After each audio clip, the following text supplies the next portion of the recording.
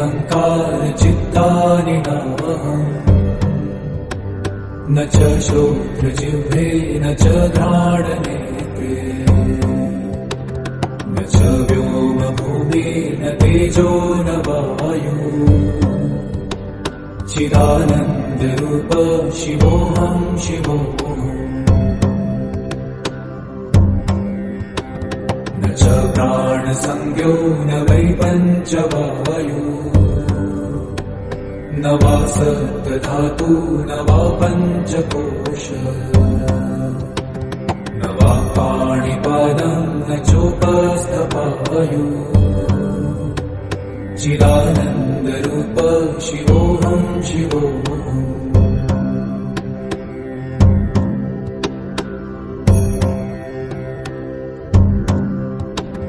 न मे द्वेषरागो न मे लोभमोहो मदो नैव मेनैव मात्सर्यभावः न धर्मो न चार्थो न कामो न मोक्षः चिदानन्दरूप शिवोऽहं शिवोऽहम्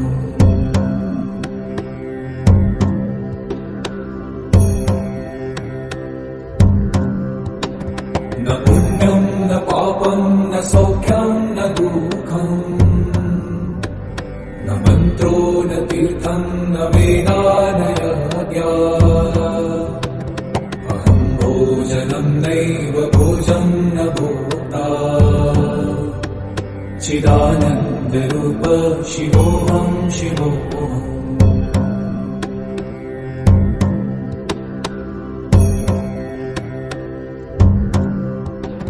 न मृत्युर्न शङ्का न मे जातिभेद पिता नैव मे नैव माता न जन्म न बन्धुर्न मित्रं गुरुर्नैव शिष्यम् चिदानन्दरूप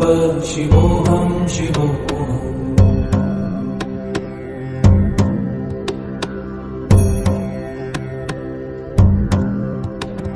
अहं निर्विकल्पो निराकाररूपो विभुत्वाच्च सर्वत्र सर्वेन्द्रियाणाम् न चासङ्गतं नैव मुक्तिर्न मेय चिदानन्दरूप शिवोऽहं शिवोऽहम्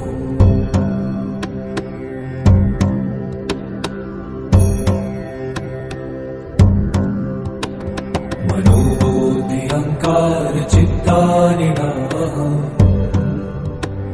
न च श्रोत्रजिह्वे न च घ्राणनेत्रे न च व्योमभूमि न तेजो न वायु चिदानन्दरूप शिवोऽहं शिवोऽहम् न च प्राणसंज्ञो न वै पञ्चवायु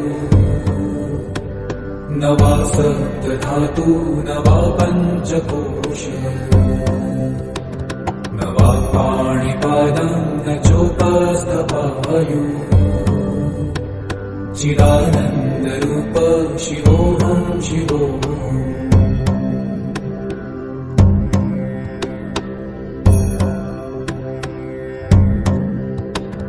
न मे द्वेषरागो न मे लोभमोहो मदो नैव मेनैव मात्सर्यभावः न धर्मो न चार्थो न कामो न मोक्षः चिदानन्दरूप शिवोऽहं शिवोऽहम्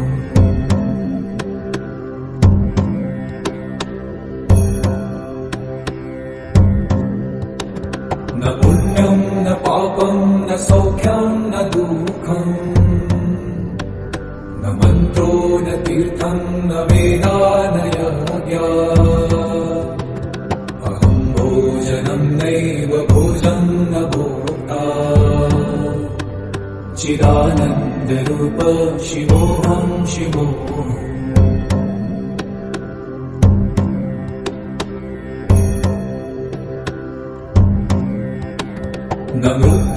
न शङ्का न मे जातिभेद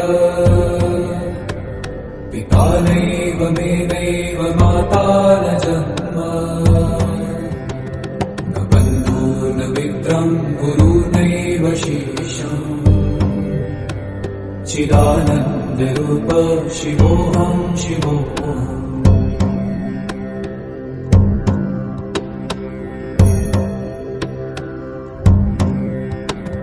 अहं निर्विकल्पो निराकाररूपो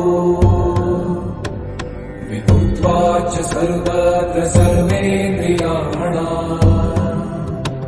न चासङ्गतं नैव मुक्तिर्न मेय चिदानन्दरूप शिवोऽहं शिवोऽहम्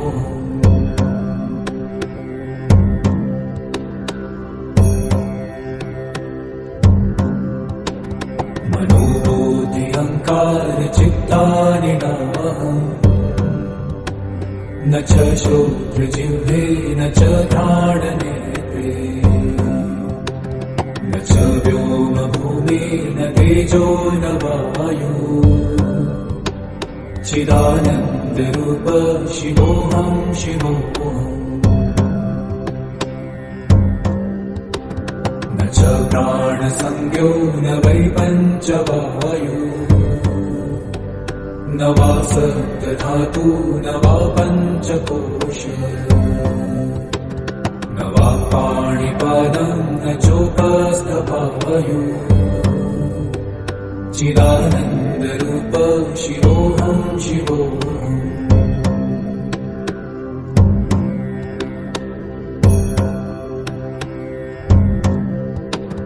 न मे द्वेषरागो न मे लोभमोहो मदो नैव मे नैव मात्सर्यभावः न धर्मो न चातो न कामो न मोक्षः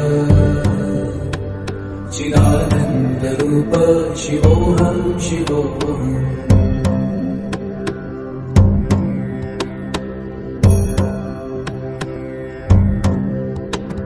न पुण्यं न पापं न सौख्यं न दुःखम् न मन्त्रो न तीर्थं न वेदा न यज्ञा अहं भोजनं नैव भोजं न भोक्ता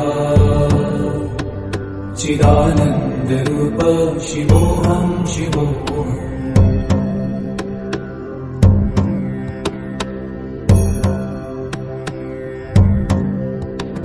न मृत्यु न शङ्का न मे जातिभेद पिता नैव मे नैव माता न जन्म न बन्धुर्न मित्रं गुरुर्नैव शिष्यम् चिदानन्दरूप शिवोऽहं शिवोऽहम्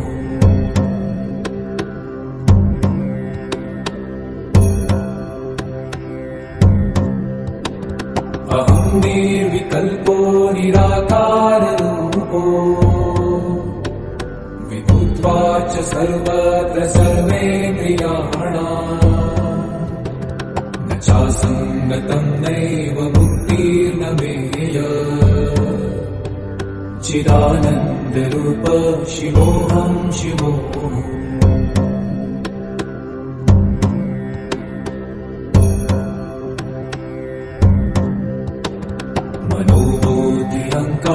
चित्तानि नाहम् न च श्रोत्रजिह्वे न च घ्राणनेत्रे न च व्योमभूमिर्न तेजो न वायु चिदानन्दरूप शिवोऽहं शिवोऽहम् न च प्राणसंज्ञो न वै पञ्चवायु न वा सप्तधातु न वा पञ्चकोश न वा पाणिपादं न चोपस्थपायु चिदानन्दरूप शिवोऽहं शिवोऽहम्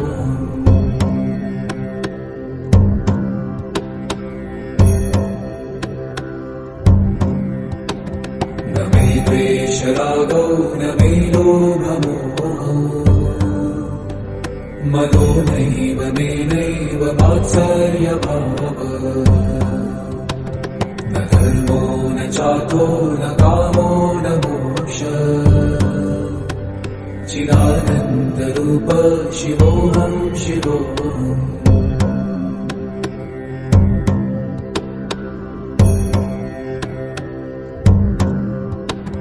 न पुण्यं न पापं न सौख्यं न दुःखम् न मन्त्रो न तीर्थं न वेदा न यज्ञा अहं भोजनं नैव भोजं न भोक्ता चिदानन्दरूप शिवोऽहं शिवोऽहम्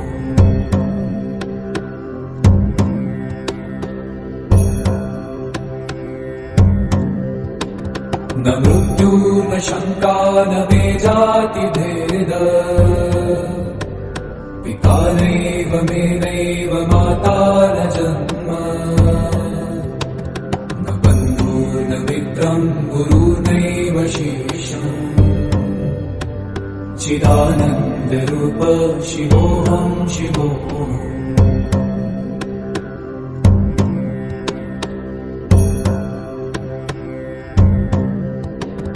अहं निर्विकल्पो निराकाररूपो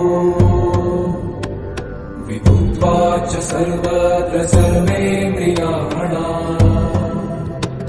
न चासङ्गतं नैव मुक्तिर्न मेय चिदानन्दरूप शिवोऽहं शिवोऽहम्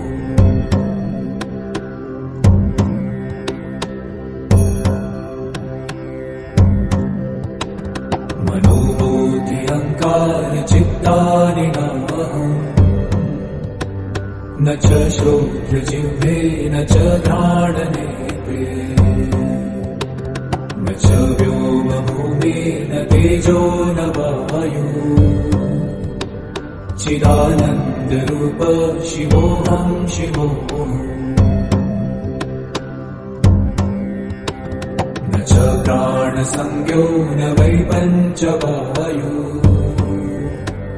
न वा सप्तधातु न वा पञ्चकोश न वा पाणिपादं न चोपस्थपायु चिदानन्दरूप शिवोऽहं शिवोऽहम्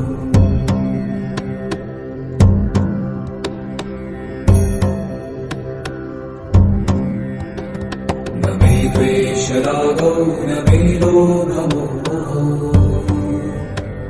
मनो नैव मेनैव मात्सर्यभाव न धर्मो न चार्थो न कामो न मोक्ष चिदानन्दरूप शिवोऽहं शिवोऽहम्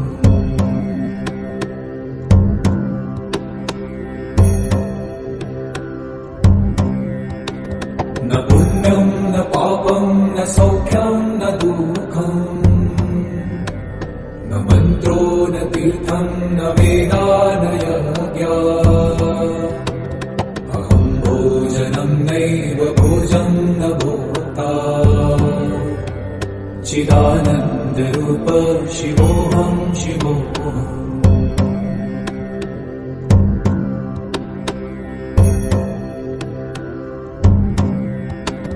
न मृत्यु न शङ्का न मे जातिभेद पिता नैव मे नैव माता न जन्म न बन्धु न मित्रं गुरुर्नैव शिष्यम् चिदानन्दरूप शिवोऽहं शिवोऽहम्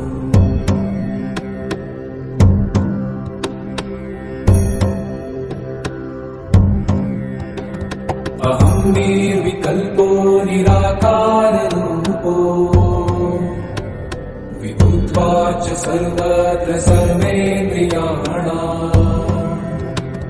न चासङ्गतं नैव मुक्तिर्न मेय चिदानन्दरूप शिवोऽहं शिवोऽहम्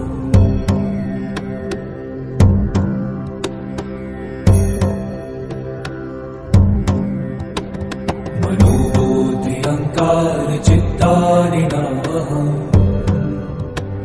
न च श्रोत्रजिह्वे न च घ्राणनेत्रे न च व्योमभूमि न तेजो न वायु चिदानन्दरूप शिवोऽहं शिवोऽहम् न च प्राणसंज्ञो न वै पञ्चवायु न वा सप्तधातु न वा पञ्चकोश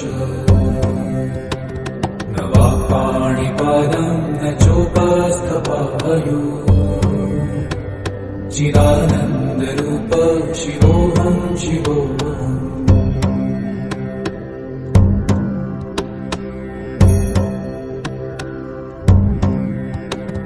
न मे द्वेषरागौ न मे लोभमोहो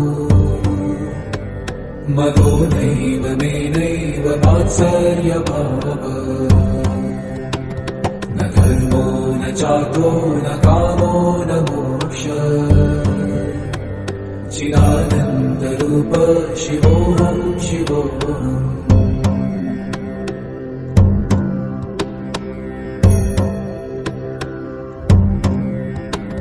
न पुण्यं न पापं न सौख्यं न दुःखम्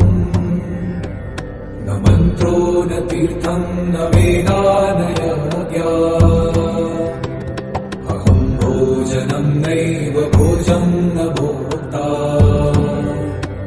चिदानन्दरूप शिवोऽहं शिवोऽहम्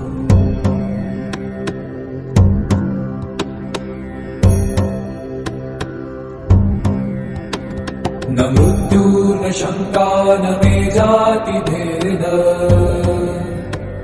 पिता नैव मे नैव माता न जन्म न बन्धु न मित्रं गुरुर्नैव शिष्यम् चिदानन्दरूप शिवोऽहं शिवोऽहम्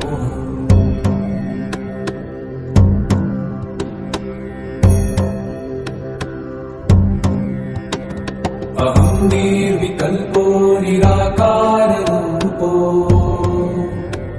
विभूत्वाच सर्वत्र सर्वेन्द्रियाणाम् न चासङ्गतं नैव मुक्तिर्न मेय चिदानन्दरूप शिवोऽहं शिवोऽहम्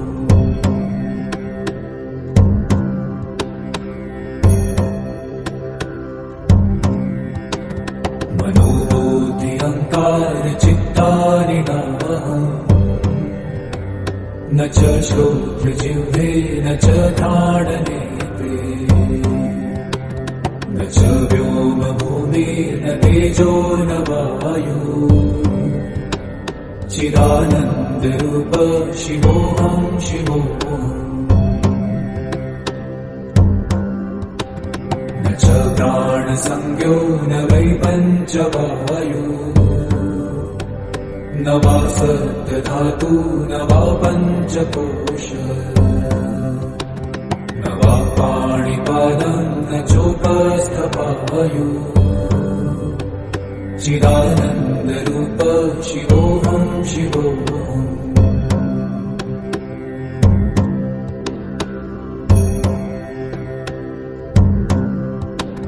न मे द्वेषरागौ न मे लोभमोहो मदो नैव मे नैव मात्सर्यभावः न धर्मो न चार्थो न कामो न मोक्षः चिदानन्दरूप शिवोऽहं शिवोऽहम्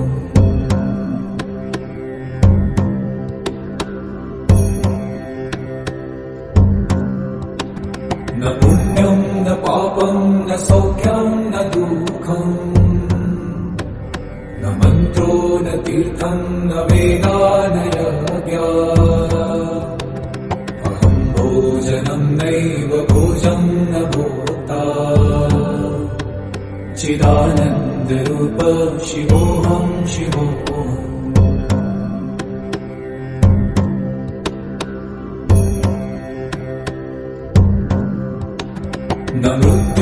न शङ्का न मे जातिभेद पिता नैव मे नैव माता न जन्म न बन्धु न मित्रं गुरुर्नैव शेषम् चिदानन्दरूप शिवोऽहं शिवोऽहम्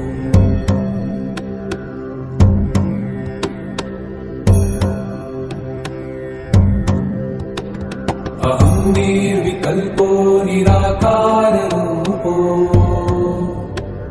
विभूत्वाच्च सर्वत्र सर्वेन्द्रियाणाम्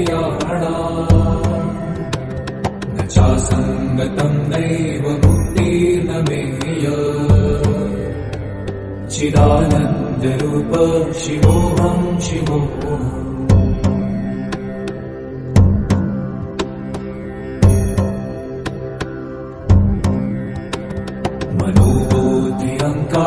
चित्तानि न च श्रोत्रजिह्वे न च घ्राणनेत्रे न च व्योमभूमिर्न तेजो न वायु चिदानन्दरूप शिवोऽहं शिवोऽहम् न च प्राणसंज्ञो न वै पञ्चवायु न वा सप्तधातु न वा पञ्चकोश न वा पाणिपादं न चोपस्थपायु चिदानन्दरूप शिवोऽहं शिवोऽहम्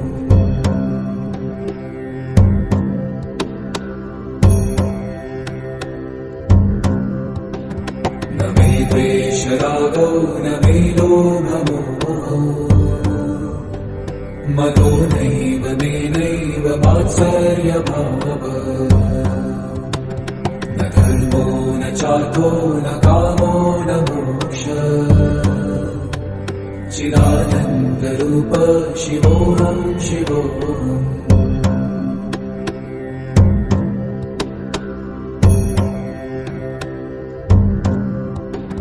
न पुण्यं न पापं न सौख्यं न दुःखम् न मन्त्रो न तीर्थं न वेदा न यज्ञा अहं भोजनं नैव भोजं न भोक्ता चिदानन्दरूप शिवोऽहं शिवोऽहम्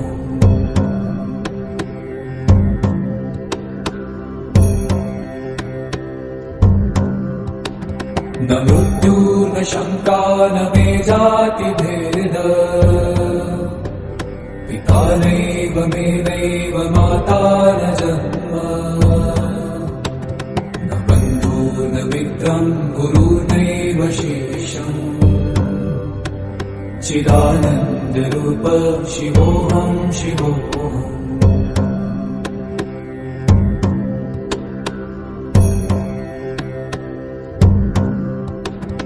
अहं निर्विकल्पो निराकाररूपो विभूत्वाच्च सर्वत्र सर्वेन्द्रियाणाम् न चासङ्गतं नैव मुक्तिर्न मेय चिदानन्दरूप शिवोऽहं शिवोऽहम्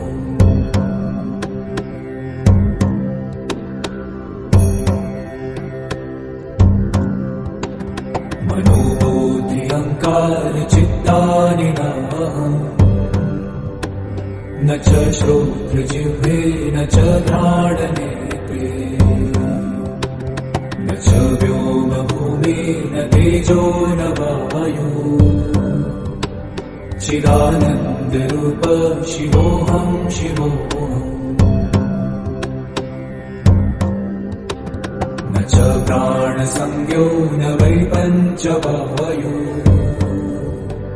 न वा सप्तधातु न वा पञ्चकोश न वा पाणिपादं न चोपस्थपायु चिदानन्दरूप शिवोऽहं शिवोऽहम्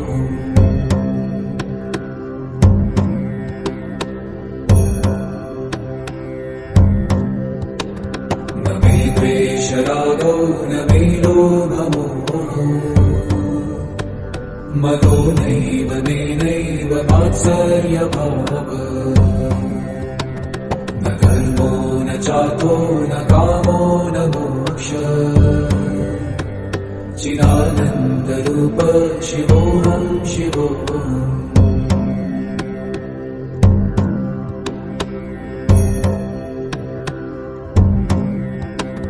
न पुण्यं न पापं न सौख्यं न दुःखम् न मन्त्रो न तीर्थं न वेदा न यज्ञा अहं भोजनं नैव भोजं न भोक्ता चिदानन्दरूप शिवोऽहं शिवोऽहम्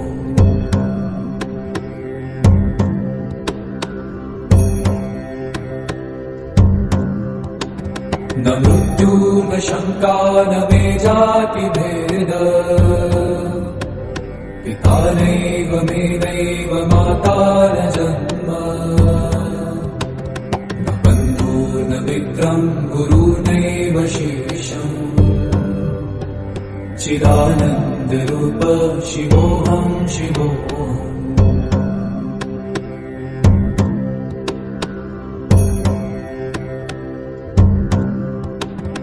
अहं निर्विकल्पो निराकाररूपो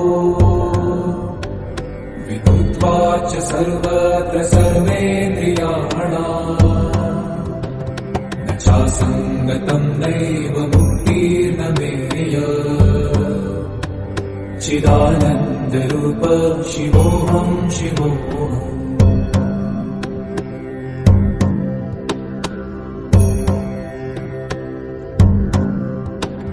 मनोबुद्धि अहङ्कार चित्तानि नाहम्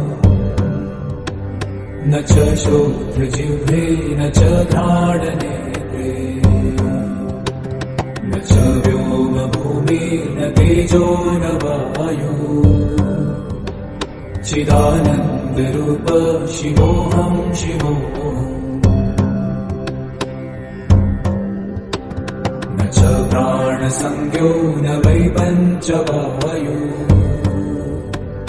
न वा सप्तधातु न वा पञ्चकोश न वा पाणिपादं न चोपस्थपायु चिदानन्दरूप शिवोऽहं शिवोऽहम्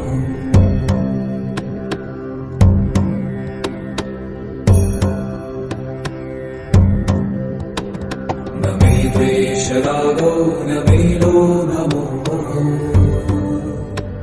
मदो नैव मेनैव मात्सर्यभावः न धर्मो न चार्थो न कामो न मोक्षः चिदानन्दरूप शिवोऽहं शिवोऽहम्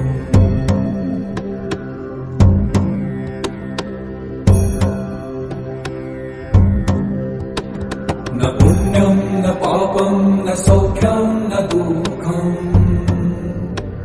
न मन्त्रो न तीर्थं न वेदा न यज्ञा अहं भोजनं नैव भोजं न भोक्ता चिदानन्दरूप शिवोऽहं शिवोऽहम्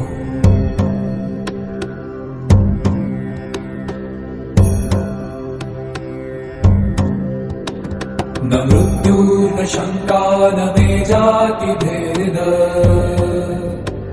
पिता नैव मे नैव माता न जन्म न बन्धुर्न मित्रं गुरुर्नैव शिष्यम् चिदानन्दरूप शिवोऽहं शिवोऽहम्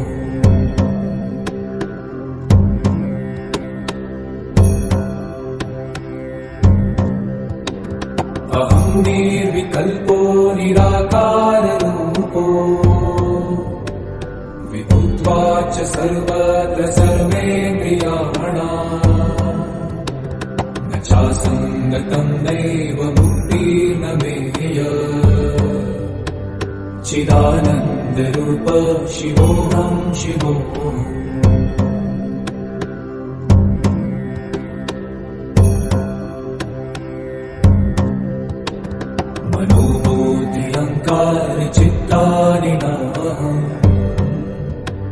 न च श्रोत्रजिह्वे न च घ्राणनेत्रे न च व्योमभूमिर्न तेजो न वायु चिदानन्दरूप शिवोऽहं शिवोऽहम् न च प्राणसंज्ञो न वै पञ्चवायु न वा सप्तधातु न वा पञ्चकोश न वा पाणिपादं न चोपस्थवायु चिदानन्दरूप शिवोऽहं शिवोऽहम्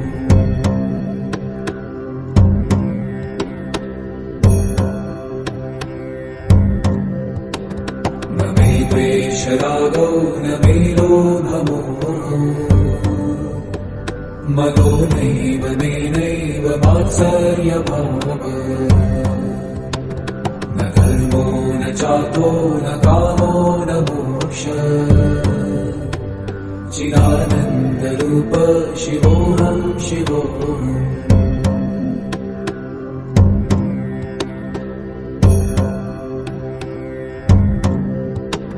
न पुण्यं न पापं न सौख्यं न दुःखम् न मन्त्रो न तीर्थं न वेदा न यज्ञा अहं भोजनं नैव भोजं न भोक्ता चिदानन्दरूप शिवोऽहं शिवोऽहम्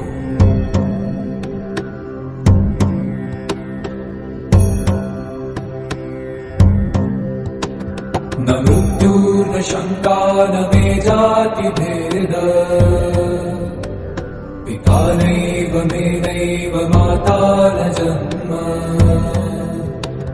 न बन्धुर्न मित्रं गुरुर्नैव शिष्यम् चिदानन्दरूप शिवोऽहं शिवोऽहम्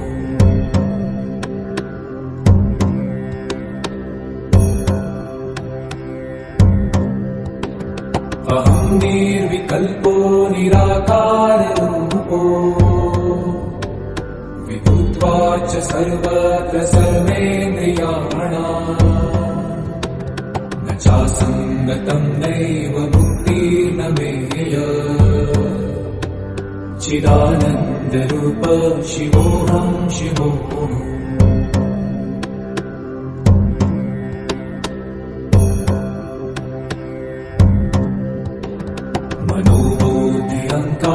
चित्तानि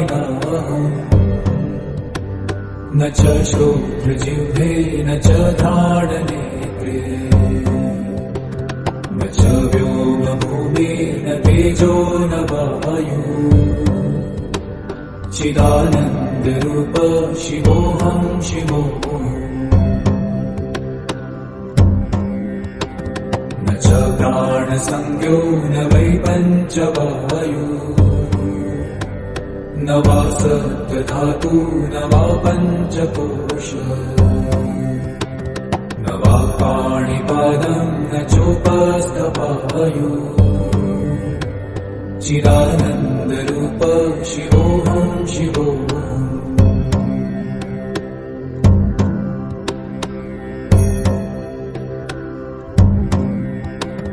न मे द्वेषरागौ न मे लोभमोहो मदो नैव मेनैव मात्सर्यभावः न धर्मो न चार्थो न कामो न मोक्षः चिदानन्दरूप शिवोऽहं शिवोऽहम्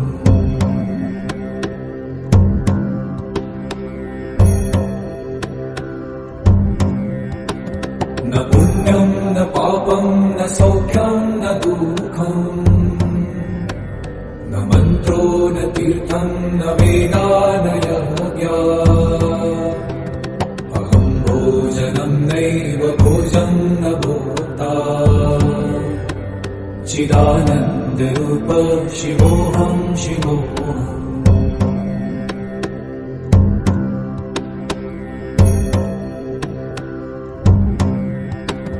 न मृत्युर्न शङ्का न मे जातिभेद पिता नैव मे नैव माता न जन्म न बन्धु न मित्रं गुरुर्नैव शिष्यम् चिदानन्दरूप शिवोऽहं शिवोऽहम्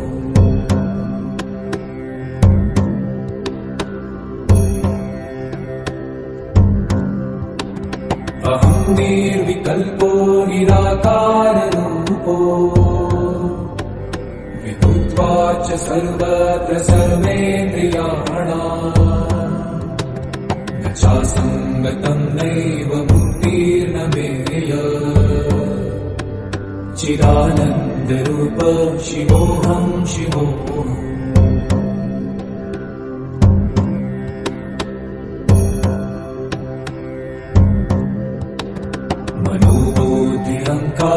चित्तानि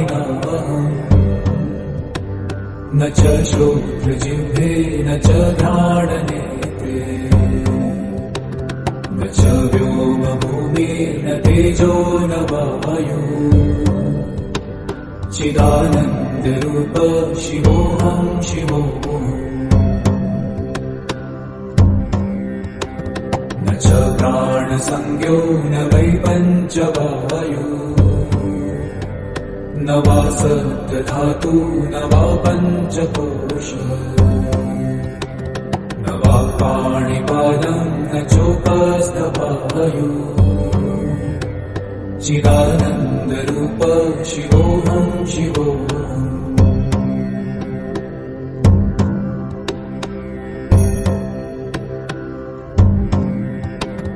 न मे द्वेषरागौ न मे लोभमोहो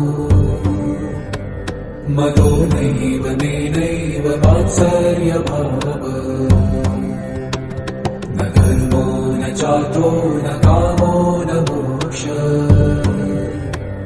चिदानन्दरूप शिवोऽहं शिवोऽहम्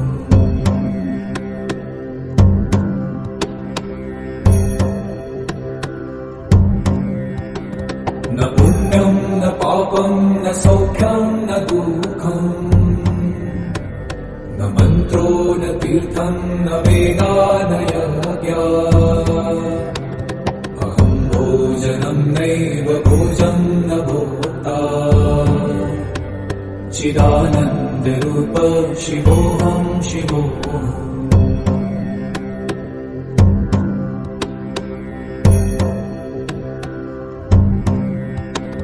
न मृत्युर्न शङ्का न मे जातिभेद पिता नैव मे नैव माता न जन्म न बन्धुर्न मित्रं गुरुर्नैव शिष्यम् चिदानन्दरूप शिवोऽहं शिवोऽहम्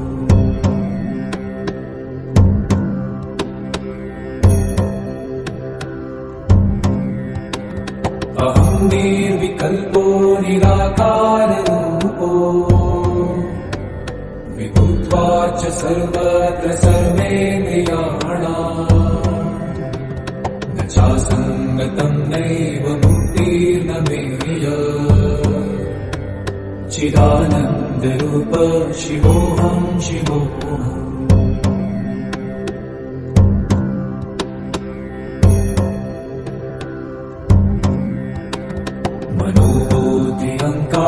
चित्तानि न च श्रोत्रजिह्वे न च घ्राणनेत्रे न च व्योमभूमिर्न तेजो न वायु चिदानन्दरूप शिवोऽहं शिवोऽहम् न च प्राणसंज्ञो न वै पञ्चवायु न वा सप्तधातु न वा पञ्चकोश न वा पाणिपादं न चोपस्थपायु चिदानन्दरूप शिवोऽहं शिवोऽहम्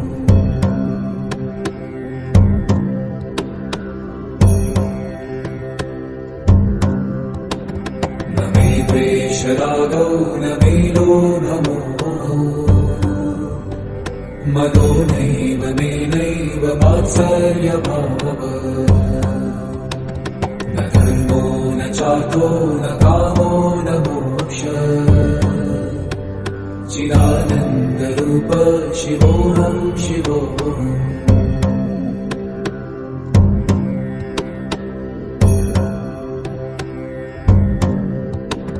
न पुण्यं न पापं न सौख्यं न दुःखम् न मन्त्रो न तीर्थं न वेदा न यज्ञः अहं भोजनं नैव भोजं न भोक्ता चिदानन्दरूप शिवोऽहं शिवोऽहम्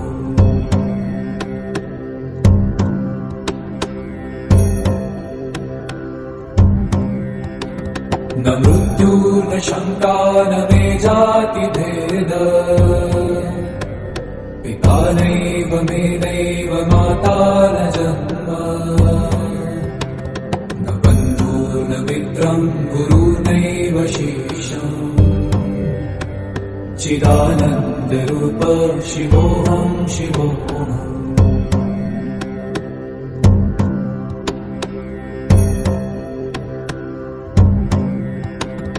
अहं निर्विकल्पो निराकाररूपो विभूत्वाच्च सर्वत्र सर्वेन्द्रियाणाम्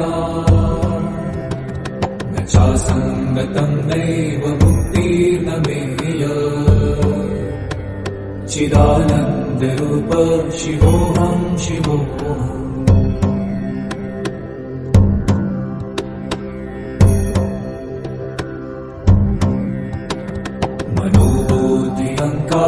चित्तानि नाहम्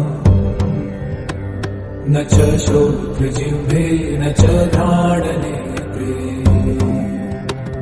न च व्योमभूमिर्न तेजो न वायु चिदानन्दरूप शिवोऽहं शिवोऽहम् न च प्राणसंज्ञो न वै पञ्चवायु न वा सप्तधातु न वा पञ्चकोश न वा पाणिपादं न चोपस्थपायु चिदानन्दरूप शिवोऽहं शिवोऽहम्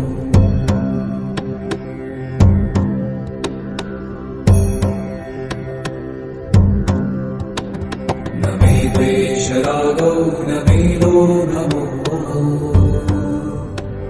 मदो नैव मेनैव मात्सर्यभावः न धर्मो न चार्थो न कामो न मोक्षः चिदानन्दरूप शिवोऽहं शिवोऽहम्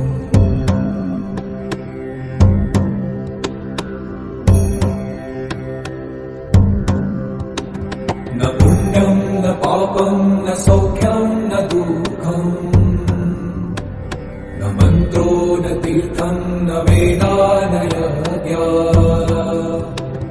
अहं भोजनं नैव भोजं न भोक्ता चिदानन्दरूप शिवोऽहं शिवोऽहम्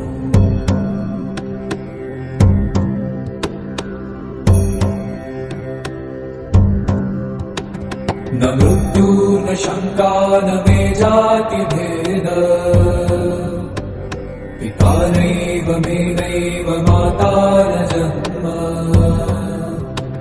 न बन्धु न मित्रं गुरुर्नैव शिष्यम् चिदानन्दरूप शिवोऽहं शिवोऽहम्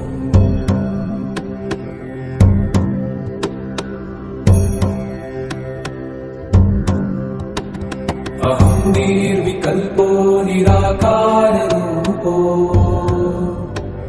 विभूत्वाच्च सर्वत्र सर्वेन्द्रियाणाम् न चासङ्गतं नैव मुक्तिर्न मेय चिदानन्दरूप शिवोऽहं शिवोऽहम्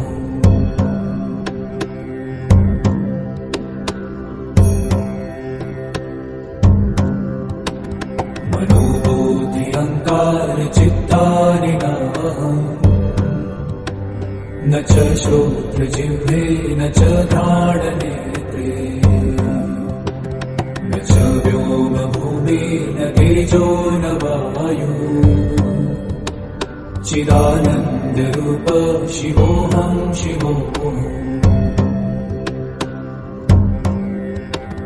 न च प्राणसंज्ञो न वै पञ्चवायु न वा सप्तधातु न वा पञ्चकोश न वा पाणिपादम् न चोपस्थपायु चिदानन्दरूप शिवोऽहं शिवोऽहम्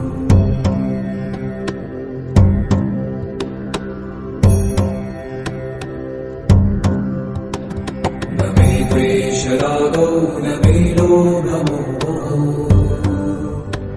मदो नैव मेनैव वात्सर्यभावः न धर्मो न चार्थो न कामो न मोक्षः चिदानन्दरूप शिवोऽहं शिवोऽहम्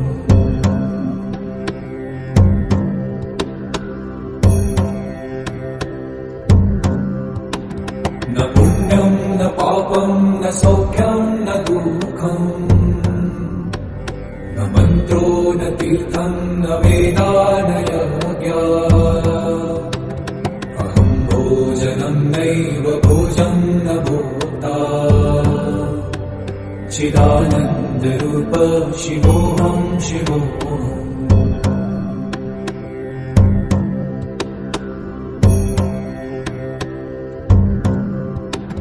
न मृत्यु न शङ्का न मे जातिभेद पिता नैव मे नैव माता न जन्म न बन्धो न मित्रं गुरुर्नैव शेषम् चिदानन्दरूप शिवोऽहं शिवोऽहम्